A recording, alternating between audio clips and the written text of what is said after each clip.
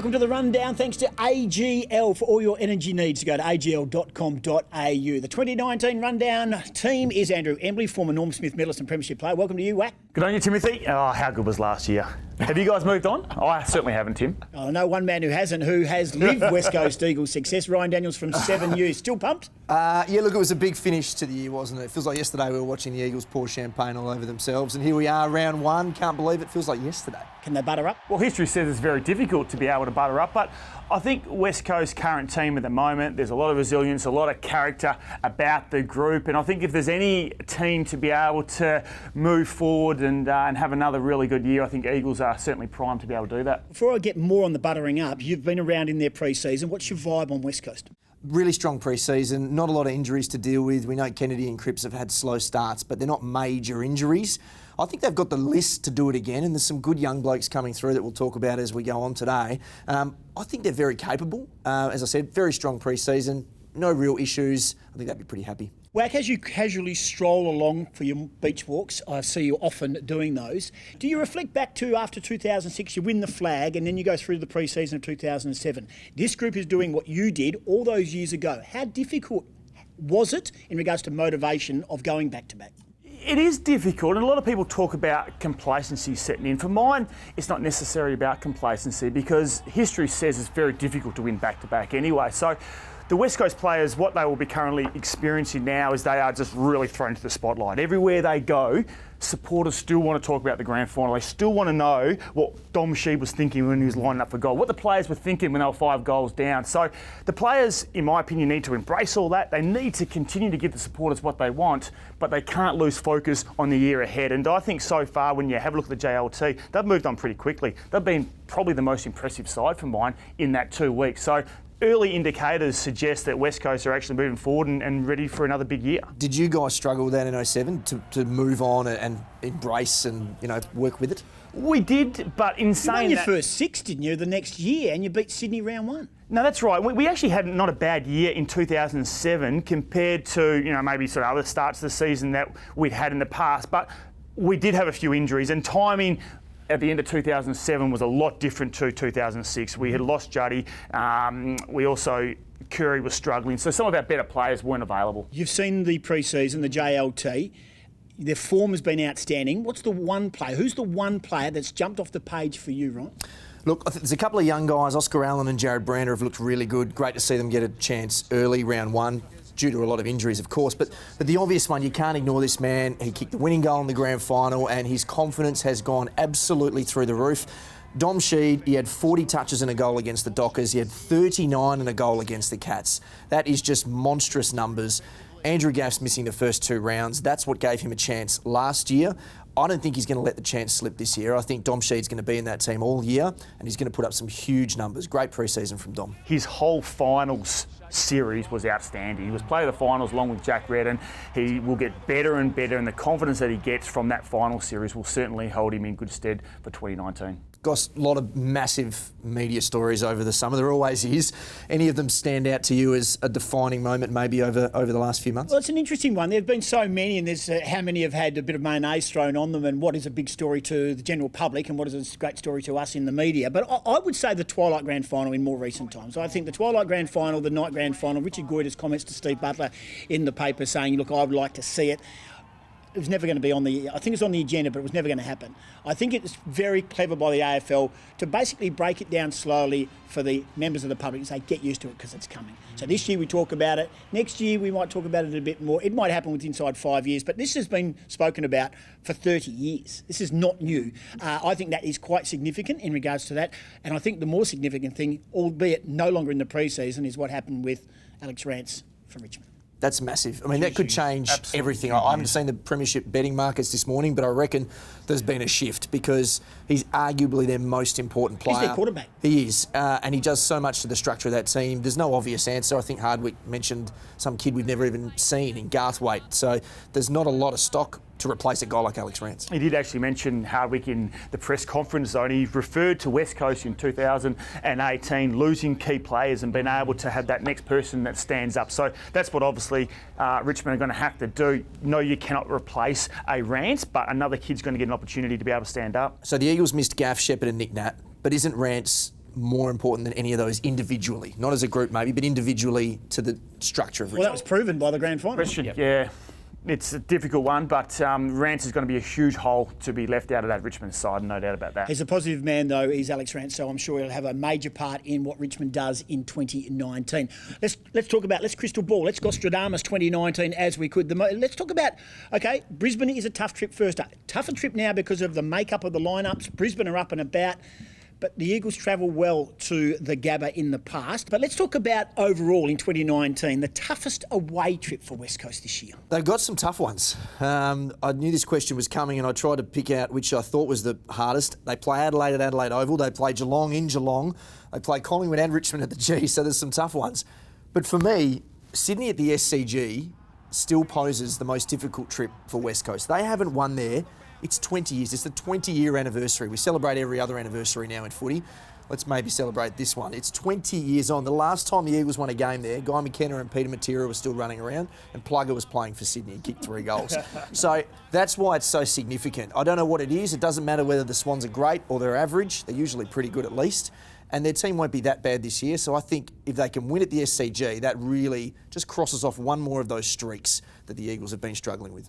Sydney have always been a tough team to beat in Sydney. But for mine, and I think West Coast, when they are up and about, they don't fear anyone. I think this current West Coast Eagles team don't fear any team or any ground. But if I had to choose a ground, I'd probably have to say Geelong. I think in history, Geelong has been a very difficult ground to win at for any West Coast Eagles team. The good thing, though, this year is they do come off a 9-day break when they play Geelong in Geelong, and I believe the West Coast Eagles team at the moment have got a lot more depth than the Geelong side. So if they are ever a chance to go over and knock off the Cats in the Cattery, then I think this year could be the year, Tim. I know this is I'm going to get howled down by plenty of West Coast fans here. I think they've got a good draw.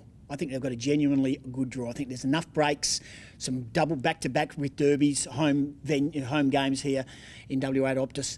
I've got a feeling that's a pretty good draw for them. I go back to what you say. They can beat Geelong in Geelong. They can beat Sydney in Sydney because they are the best team in the competition right now, starting from scratch this year. So a lot to like. But the history will tell you they've been poor in Geelong and they've been poor in Sydney for some time. And the test will come, of course, against Brisbane in round 1. Speaking of round 1, Mark Hutchings. Does he get a job against the Lions, Ryan? I think he does. I mean, he typically has a job. That's his strength. We need him to be tagging, I suppose, to really see the best of Mark Hutchings. There's a couple of guys he could go to. The obvious ones, Lachie Neale was a recruit last year. He's a fantastic player, a real accumulator. But for me, I think Dane Zorko is their most dangerous midfielder. Until those young guys come through, the Rayners, McCluggage, Berries, and go that next level, Zorko's the game breaker. I've got some stats here on the pair of them. Last year, Zorko, 26 goals, but he also had 18 points. So he has a lot of scoring shots. That's 2 a game. That's a lot for a midfielder. Only the 20 touches. Now, I compared him with Lachie Neale. Clearly a major ball winner, 30 touches a game, but he doesn't hurt you on the scoreboard. And that's why, for me, if you're going to stop a midfielder in the Brisbane lineup, it has to be Dane Zorko, because you do not want that bloke getting 30 touches and kicking 3. Well, I'm going to stop you right there, because Dane Zorko's form against West Coast is average. If you because go back Mark Hutchings tags him. Yeah, but then again, he's only kicked 4 goals in his entire, I think, in 7 or 8 games against West Coast in the past. Hutchie. Yep. But he hasn't hurt you he hasn't hurt you before. That's a fair point. I just think that last year we saw Hutchie go to him in the last round of the season, shut him down, 16 touches. Stop the supply. The reason why he went to him, because there was no Lachie Neale. Because there was no Lachie Neale in the side, that's right. Yes. Lachie Neale, Correct. he's the big recruit this year. He's going over to Brisbane. A lot of expectation around him. He wants to play well. The first game of the year, he is setting himself, ladies and gentlemen, to play well against the West Coast Eagles. How many times did Lachie Neale get tagged at the Fremantle Dockers? And the reason why he didn't get tagged, because there was a guy next to him called Nat Fyfe, so he wouldn't tag Lachie Neale. Guess what? You're the number 1 player now. You're the one that they're going to go to. And the good thing for Mark Hutchings is that Lachie Neale won't play half forward, he won't play half back, he'll put himself in the midfield. Hutchings will run with him all day, he'll do a job on him, and that will certainly help the West Coast get their first win of the year. Say no more. I agree with the whack. Alrighty, now top 4 predictions right now. Now, I have it written down here. I've been given very good inside information, your top 4. Well, in the last 24 hours, have we asked for an edit? Have we tried to edit our top four? Let's go with you, Wack, first up. Who are your top four? I'm going to keep with my top four before what happened last night. But for mine, Richmond were the best team in the competition in the second half last year, and obviously had a shocking first half against Collingwood that cost them another grand final berth. So I still think the Tigers are going to be around the place this year, and I've got them finishing number one. I've got West Coast finishing number two. Melbourne, I think, are going to be a really good team again this year, and obviously disappointed with their preliminary final performance, but you would expect that they will grow in confidence from the year that they had last year. I've got them three, and you can't go past Collingwood for the top four. So that's my top four. I think you can go past Collingwood. They're not in my top four. I did the ladder predictor, went on the AFL.com and literally tipped every single game because I wanted to be sure about how I felt about the fixtures and all of the things that fit into this sort of question. I did have Richmond on top of the ladder. I then had West Coast. Then I had GWS. I'm higher on them than most. And I had Melbourne as well. How can you continue to support GWS? They constantly let you down week in, week out, year after year. Mate, their list is still talented. Oh, that's talent. Talent is the most scariest word that you will ever use. Talent. Talent will get you this far. At the moment, they're sitting this far, GWS. Their midfield, Callum Ward, Stephen Coniglio, Josh Kelly when he's up and about, that is still a formidable midfield. They've got Jeremy Cameron up forward, who's a major goalkeeper. He'll get suspended after 3 or 4 games. Tim Taranto's coming through. Tim Taranto! Tim Taranto!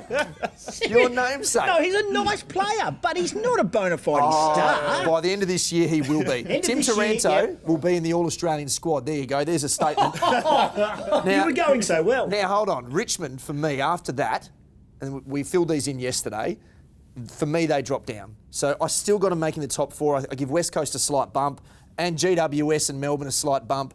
And then I've probably got Richmond sitting around fourth. The one that I really struggled to leave out wasn't Collingwood, but it was Geelong. The man who put permanent part into permanent part, Ryan Daniels, says that the GWS are a bona fide top four chance. Take your temperature. Right. West Coast will win it. Gaff back. Nat Nui at some stage back. Just let him play. Forget about the possibles and probables and the coulda, woulda, shouldas. Just play him.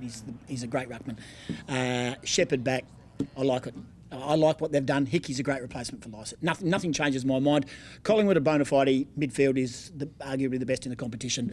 I think Adelaide, I reckon all their troubles have passed them by. It was a horrible year for them last year as a football club. I think Pikey will be better for it, and I think their leadership changes as well will also spin off and have benefits as well. And Richmond, I just think they're well coached, and I think they've got all those games at the MCG. Who wins the club champion? Now, you ever win a club champion? Pretty hard to win one when you've got guys like Cox, Judd, Kerr. You did win a Norm Smith medal, though. Yeah, exactly. What was your highest finish? It's a lot easier to play well in one game, let alone the whole season. Where do you keep your Norm Smith medal, can I ask? It's at the stadium, Optus Stadium, so it's on display there.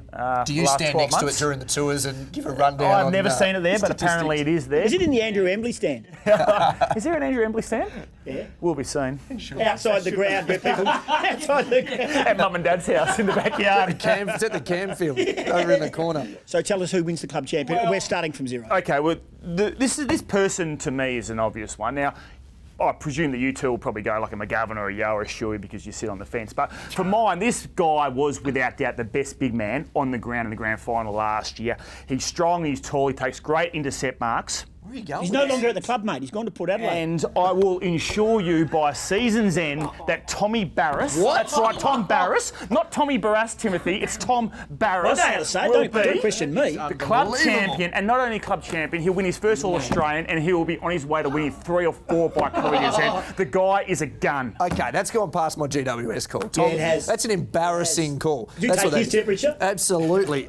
Look, I love Tom Barrass. I think he's going to be a fantastic player, but that's a huge leap. He's going to leapfrog McGovern. He's going to leapfrog. McGovern doesn't play on anyone. Barrass plays on the best forward every week, keeps him to 2 goals. There's maximum votes. Oh, my God. Do you want my tip? Yeah, I'd love to. My tip has much more sanity involved. This guy has improved every year for the last 5 years on his output.